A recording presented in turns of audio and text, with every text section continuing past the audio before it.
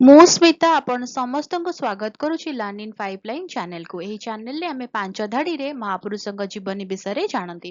ଯେତେବେଳେ ପାଞ୍ଚ ଧାଡ଼ିରେ ଜାଣନ୍ତି ଅଧିକା ଜାଣିବାକୁ ଇଚ୍ଛା ହୁଏ।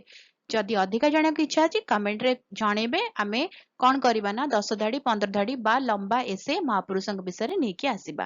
ତାହେଲେ ଆଜିର ଭିଡ଼ିଓରେ ଆମେ ଜାଣିବା ଆଉ ଜଣେ ମହାପୁରୁଷଙ୍କ ଜୀବନୀ ମାତ୍ର 5 ଧାଡ଼ିରେ।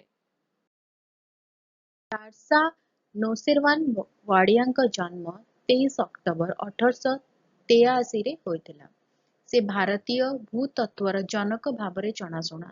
ସେ ଭାରତର ଭୂବିଜ୍ଞାନ ନାମକ ଏକ ପ୍ରମୁଖ ପୁସ୍ତକ ରଚନା କରିଛନ୍ତି। ସେ 1958 ପଦ୍ମଭୂଷଣ ପୁରସ୍କାର ପାଇଥିଲେ। ସେ 15 ଜୁନ 1969ରେ ମୃତ୍ୟୁବରଣ କରିଥିଲେ। ରହୁଛି ଦେଖାହେବା ଆଗାମୀ ଭିଡ଼ିଓରେ।